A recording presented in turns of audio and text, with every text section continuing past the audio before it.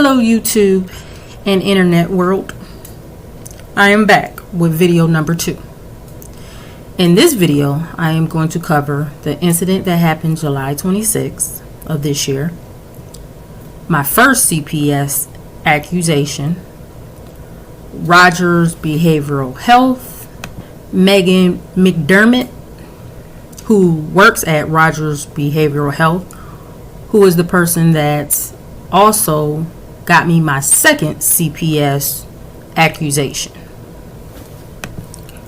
So, July 26th, there was an incident, but I'm going to go back a little bit. I'm going to go back to Monday, July 21st.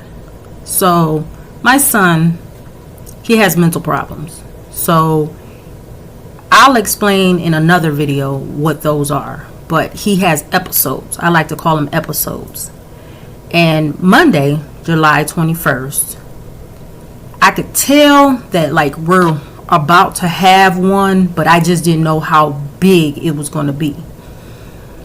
So, you know, the leaving school early, the not wanting to listen, not really wanting to come home, want to hang with friends, want to smoke, want to do all the stuff that he's not supposed to be doing. So I was like, okay, yeah, it's coming. So fast forward to Wednesday, July 23rd. He left, let me back up. He left July 22nd, which was a Tuesday, and he didn't show back up. So on July 23rd, when he has these episodes, I try to give him 24 hours, like the police has told me in the past to do. But I reported him as a runaway on July 23rd, as I should have, at 4 p.m.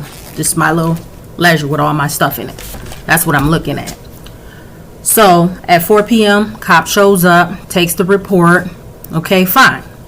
The detective,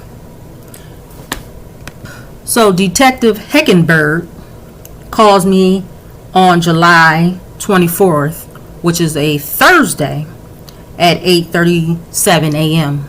And he says, hey, has he came back? Have you found him? Did you go out looking for him? No. I thought you guys were looking for him. Well, we checked the hospitals. He wasn't there. So it's more than likely, if you can, go check like common places that he hangs out. So I said, okay, I'm working. So when I get a free day, I will. So my free day came Saturday, July 26th. It was me, my sister. We went out looking for him. We found him on Kalamazoo Street. He was walking towards the cattle station. We get him. We bring him back to the house. Well, not my house, my parents' house, because I had to drop my sister off. So when we get there, he's, you know, I could tell that he's agitated. I could tell he's high. I could tell he's not really in the state of mind to have a conversation. So I don't poke the bear. Usually when I read him, I let him do him. He jumps out the car because he doesn't want to have a conversation with my sister. He jumps out the car. And I'm like, okay. Well, I get out the car because I'm like, hey, let's not do this over here. Let's take this back to our house. You have a whole house. You can act a fool if you want to. So I tell him, hey, get back in the car. Let's go home. He says, no. I said, come on. We need to go back home.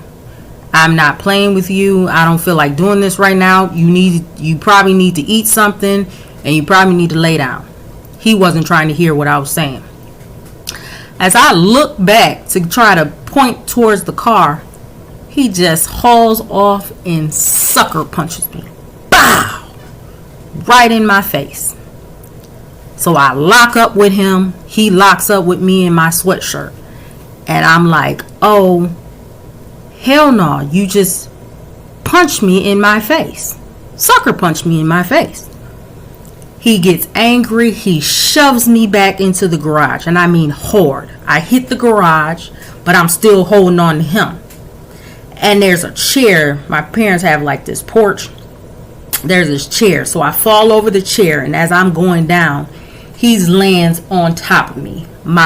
They have a step. My lower back hits that step, and he lands on top of me. Bow. And now I'm on the ground. He's on top of me, and then that's when I see him reach back, but my sister grabs his arm like he wants to punch me again. Then one of my older brothers came outside and ends up pulling him up off of me and holds him down on the ground so I can get up. Okay. Fast forward. We're at Sparrow. I go by ambulance. My sister takes him into Sparrow. Okay, cool. Everybody knows I'm in the ER at Sparrow. Same day they brought my son in to the mental health part of Sparrow. I said, okay. If you need anything, lady came down, got his insurance card and everything else while I'm getting x-rays of my lower spine. Come to find out, fast forward, I have a fractured lower spine. Said,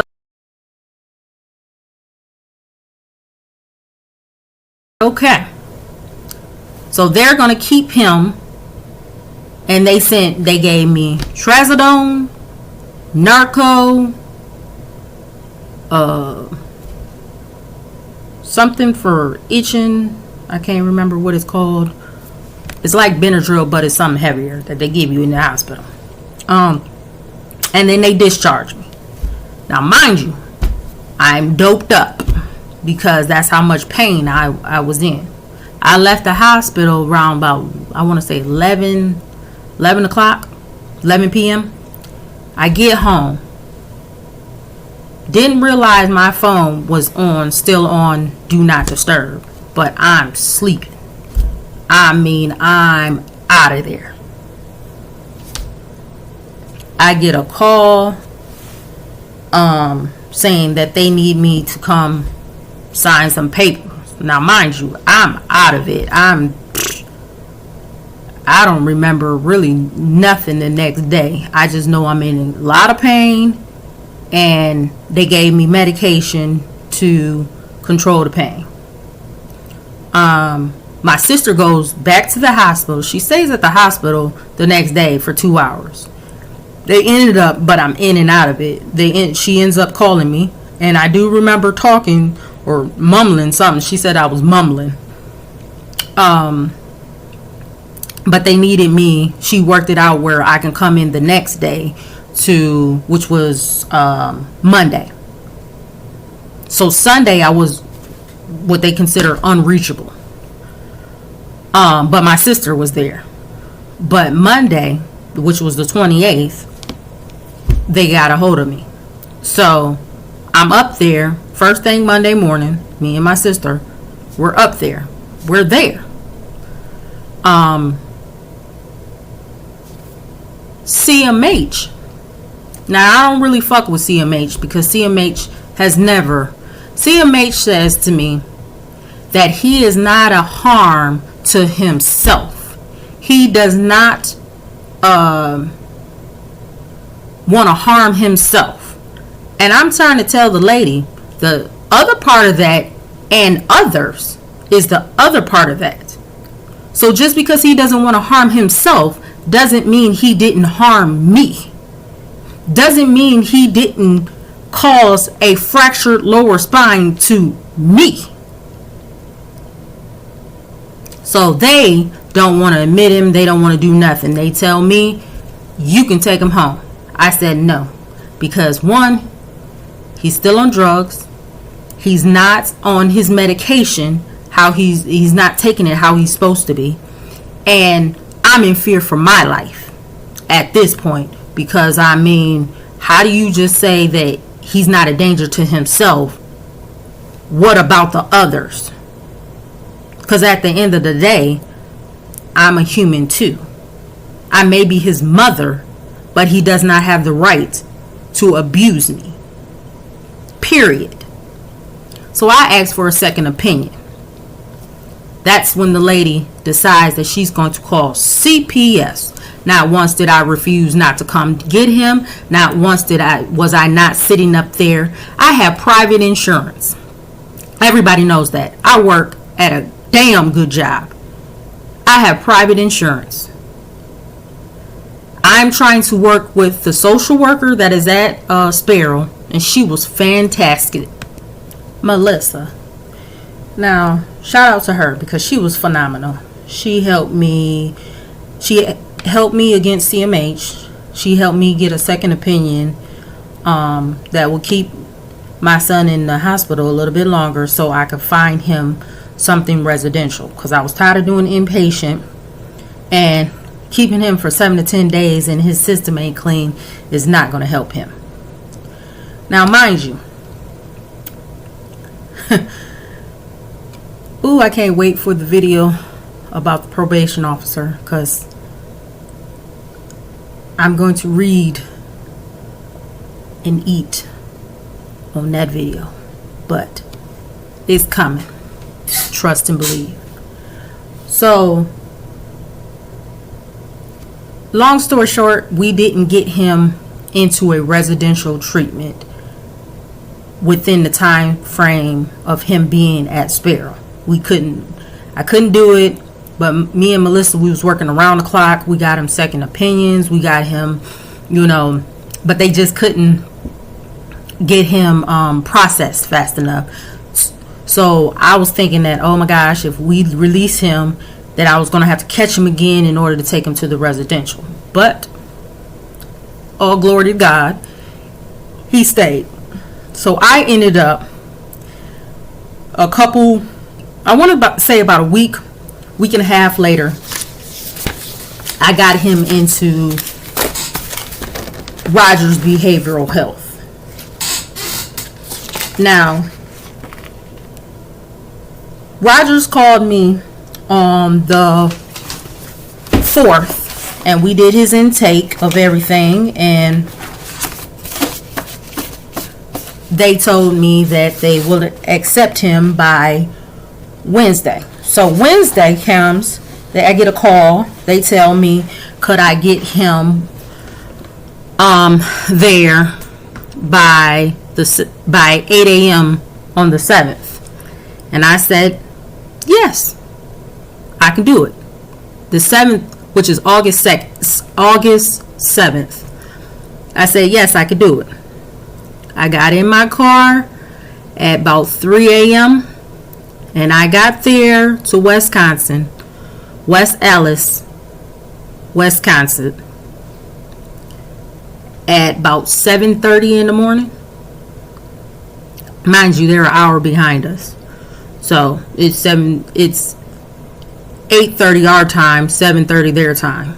So we had to wait around. I didn't have an issue. He was willing to do it. He wanted the help. So I said fine. And I took him there. I took him to Rogers Behavioral Health on August 7th.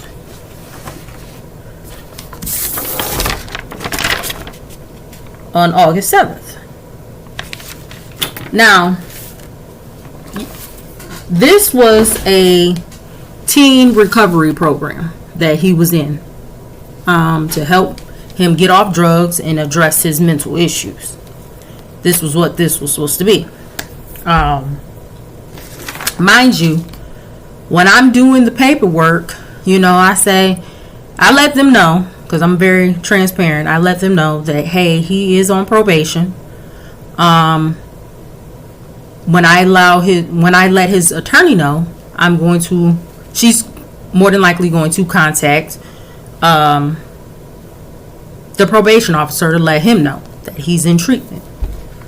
Now, mind you, I sat on this for 3 weeks before I finally let the cat out the bag. Told it to his attorney, because I knew I talked to the CPS worker, and his name is Darnell Holmes. That's his information. So I talked to him at 11:04 a.m. on August 25th. So I knew when I talked to him that more than likely he was going to talk to the probation officer, which I didn't have a problem with because, like I said, I don't care. Darnell wanted to know what happened on July 26th, and which I told him. Everything that I just said is the same thing that I said to him. So on August 25th, later that day, I contacted my son's attorney and I let her know that I just got done talking to CPS and that he's going to probably reach out to the probation officer so she could get ahead of it. She should reach out to him and tell where he's at and all this, so he knows. The next day, August 26th, is the incident with Megan McDermott. And that incident, let me back up. So I had already had 2 family sessions. One was August 13th, which was about a week after my son got there. And we had a good conversation. You know, she talked to my son and he was saying concerning things. So she wanted to know if these things were true or not. And I'm the type of person, I will never say my son is a liar, because I will never let anybody say, well, hey, his mom said that he's a liar, so we ain't got to believe or investigate what he's saying. I will never do that to him. I can handle being investigated. I can handle anything that comes my way. I can handle that. But you will not label him as a liar because his mom said he's a liar. Absolutely not. So I don't call my son a liar. I say my son is very creative in his imagination. He is. But I want anybody that he brings a concern to or that he says something to, I want you to investigate it like it's true. I want you to come talk to me and say, hey, did this happen?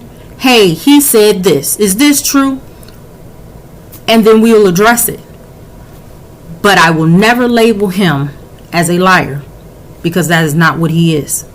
Because there might come a time where he actually needs help. And I don't want that person to be like, well, his mom said he's a liar, so no. Okay. On the August 13th, we had a great conversation. She's telling me how much of a good mom I am, how she doesn't know how I do this, and he told her about my testimony and what I've been through in my life. And I said, well, everybody got a testimony. Everybody been through some things. Again, that's recorded. My conversation with her. So my next meeting, family meeting, was August 19th at noon. Now, she was hecka late, but I still had it. And that's when I got to finally see my son. Had a good conversation. We're talking about things, you know, he's addressing things, I'm addressing things. Good conversation. He leaves out the room and then she's like, well, I want to challenge him on some of the things that he says. I said, well, I mean, just don't push him too hard, because he doesn't like that when you challenge him too much. He has an episode. But I said, you know, you the expert. Whatever support you need from me, I'm there. I'm with it. So it's like, yeah, that's what I'm gonna do. So fast forward to our next family meeting was set for Tuesday, August 26th. Now that's the incident where me and her got into it. because the probation officer had reached out to her. She sends me an email stating that he had reached out to her and that she doesn't have anything signed for her to release information to him, and she needs me to sign something. I tell her, no, let's have a conversation first so I'll know what you're releasing to him, because he doesn't have privilege to everything, So I'm like, no, I'm not going to sign this. But come to find out, at that meeting, when I finally get to talk to her, she's coming in the room like she got some sense. I'm listening, and all of a sudden it gets on the probation officer. She's like, I don't understand what the big deal is. Like, we deal with this all the time. I said, ma'am, this is before I even decide to take a detour. I said, ma'am, stay focused on why he's here. All of that is being handled. I offered her, do you want to talk to his attorney? If you're here and you keep stating that you're here to help my son, why do you feel necessary to talk to this man? Any repercussions from my son being in that facility, we will handle. I'm not worried about that. I'm trying to get my son off drugs and get him mental help and back on his medication. That's all I care about. Nothing else mattered to me. Okay? So I'm trying to explain this to her. She says, oh, you sound hostile. I don't like your tone. I said, ma'am, I don't like what you're doing. Stay focused on why we're here. Well, I said, I don't. Then she wanted to say, well, other people do it and da da da da da. I said, I'm not other people. I don't care about other people. I want you to stay focused on helping my son. Stop with all the other, because I don't care about that. I care about one person in your facility, and that's my child. So I said, I'm trying to get it back on track. I said, are we going to address the assignment that you have for us? Because I'm asking you what you already didn't release to the probation officer. You're not telling me. You're telling me to speak to my son. I'm telling you, well, can you go get him so he can sit in on this meeting so we can address all of this? You don't want to do none of this. Well, you need to talk to your son. I said, okay, are you going to go get him? She says yes. She goes off camera. She's off camera for a good 5-6 minutes. She comes back and she tells me, your son says that he doesn't want to speak to you. I said, well, how are we going to have a family session if we ain't speaking to each other? All I want to know is what you said. Well, I'll tell you. But you just literally said, talk to my son. Get it from him. Now all of a sudden you want to tell me. She tells me that what she told him. I said, okay.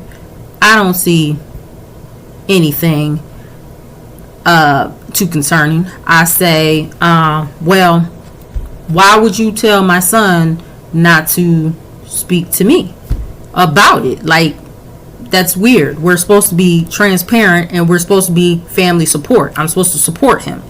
I'm telling you, before we even got to your facility, that my son wanted to just keep whoever knew small. He didn't want everybody to know, and he just wanted to stay focused on his mental health. At the end of the day, that's what he said. And he just didn't want to be bothered. So I said, okay. Later that night, my son decided that he was going to call me. He needed to vent. Later that night, he had punched a fire extinguisher there. And I'm like, whoa, Is his hand broken? Is he all right? Do I need to get in my car? Do I need to come? They're like, no, we transported him to the took him to the, he's already in the hospital, but he took him to a different area to get his hand x-rayed and made sure that was no broken bones. It was just swollen. So I talked to my son and I'm like, well, why did you do that? He says to me, I know you told me not to sign anything here, but she said that the probation officer was going to get order from the courts and they was going to come rip me out of here, and all I wanted to do was just stay focused on my mental health, and she just bombarded me with this paper and I didn't know what to do, so I just signed it because I was scared. And I was like, son, I ain't even worried about the paperwork. I need you to stay focused. Like you said, we're here for your mental health. I don't care about nothing else. Stay focused on the mental health. He said, I'm trying, but she keeps talking about it and saying that you were rude to her and that I needed to talk to him. And I'm telling her I don't want to talk to him. I just want to get my treatment done. I said, well, that's good that you're advocating for yourself and what you need. Tell her you don't want to talk to him, period. And that you rescind your signature or consent to speak to him. And that's all you have to do. And then let's just move on. So then we set up for another family support meeting on Wednesday, September 3rd. And I'm like, okay,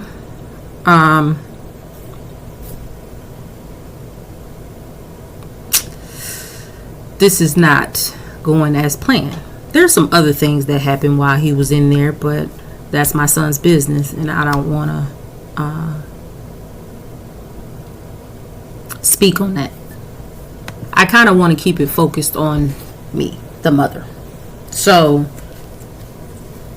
September 3rd comes, and I was supposed to have a family support meeting with Megan. She ends up canceling it. So I'm like, so now you don't want to do your job because I'm supposed to be supporting him through this. Now you done canceled 3 support meetings and then tell me that you're going to discharge him next week. And we didn't have a follow-up to discuss his aftercare, his discharge, the different medications, or any of that. I said, well, now you don't want to do your job. So I reached out to her supervisor. And in comes Lauren. Lauren started off like she had some sense. And she was like, yeah, I understand. The legal age of consent in Wisconsin is 14. So if they are over the age of 14, they can give consent to anything. So I said, so why the hell did y'all have me in there signing all them documents talking about giving consent if he could have just signed himself in? You took, 4 hours out of my life signing documents and stuff? If he could have did it himself. Okay, Lauren, you got it. But yeah, told me they don't need my consent for anything, that he can consent to this. So I said, okay. Well, I'm confused, and I'm going to need to speak to his attorney about that, because that doesn't seem right to me, because even in Michigan you still need my consent because he's a minor. But okay, we're dealing with Wisconsin. So mind you, still I'm leaving voice messages to call me. We need to set up the family support meeting so I can still support him. Whole time in there, my son is telling me she's being rude to him, that she's not talking to him, that she's not giving him therapy sessions. She's just being real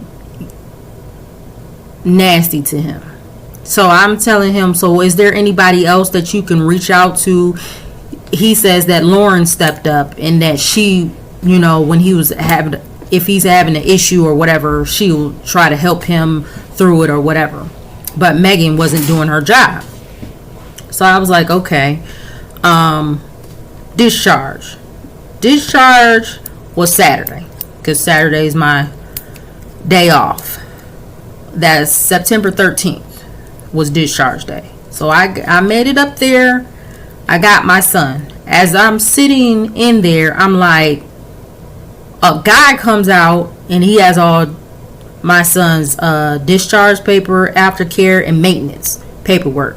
And I'm looking through it, and they're just coming in and handing me his bag of medication, handing me his property and all of this.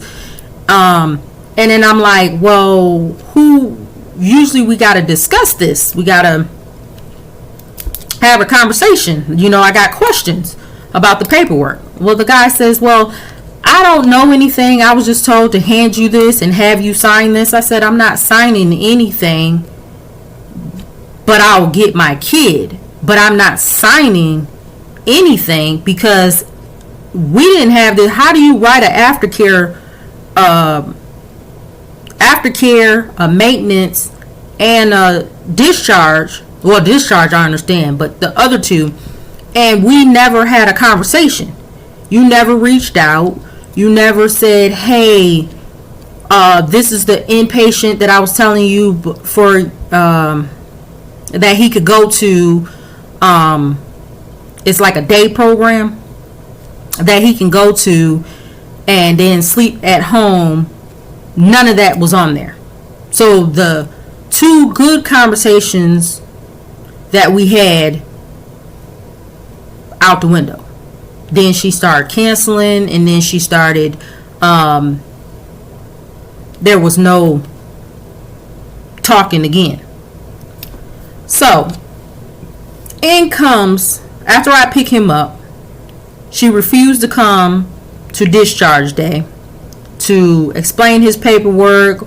How did she come to the maintenance and the aftercare? None of this. This is all generic. She got so much information wrong on the paperwork, and I'm like, well, that's weird. But didn't show up, didn't do her job. Okay, cool. I pick up my child, we go home. Now, I want to give a shout out to Eric, to Austin, Melissa, and Marion Davis. You all are phenomenal at Rogers. And Dr. Parikh, I think I'm saying his name right, it's Parikh. All these names will be in the description, so y'all can go and read these people. You all were phenomenal. The doctor did an excellent job of, if I didn't understand a medication that my son was on, he explained it to me. I did research after he gave me the medication.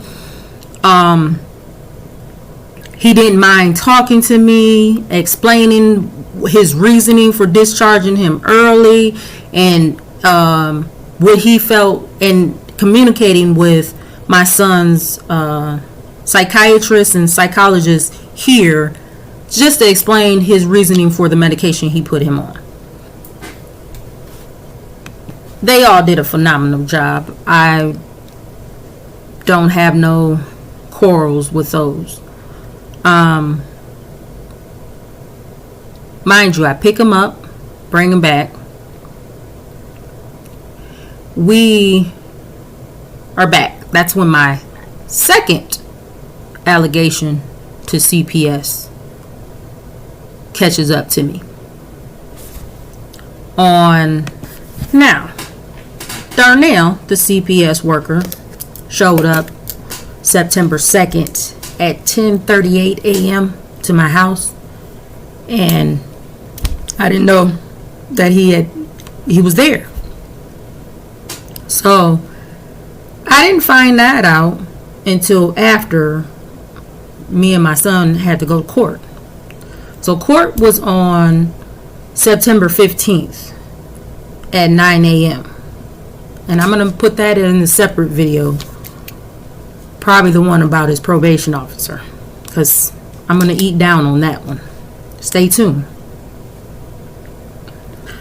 But anyway, after I got out of court, because I'm hearing concerning things from the probation officer, he's telling me, now mind you, I only thought there was one accusation, which was the one that was so far left field from CMH. So I was just like, okay, what is he talking about? Like, the Darnell told me that we were going to close the case, that it's not substantiated. So I'm kind of confused. And this right here, this is Darnell. If you can see that, that's Darnell. So I'm kind of confused at like why all of a sudden there is a concern. So I called Darnell because the probation officer said some things that was like, what? He never said that to me. But I didn't know that there was a second accusation. I didn't find that out until I got home, and I'm like, I'm still stewing about court, and I get on the phone and I call Darnell and I go off. I mean, I call him a no-neck bastard. I mean, I read his ass for filth. Now, I'm going to pause, and I want to take the time out to apologize to him. I apologized to him in person when he came to my home September 26th at 9 a.m. I did apologize to him then because he did call me back the day of court, which was the 15th of September, and he did call me back and he said, Ms. Davis, I did not tell that probation officer that. That's recorded. I did not tell that probation officer that. He's lying. What he put in court records, I did not say. I don't have no concerns with you. And I said, that's what I thought. He said, but I did stop by, Ms. Davis, and you never called me back, and I was having trouble getting a hold to you. I said, well, if you call me one time, it didn't dawn on you to call back? You showed up one time, and I'm thinking that this is about, again, the first accusation. You could have left me a voicemail saying, hey, there's another accusation. Then I would have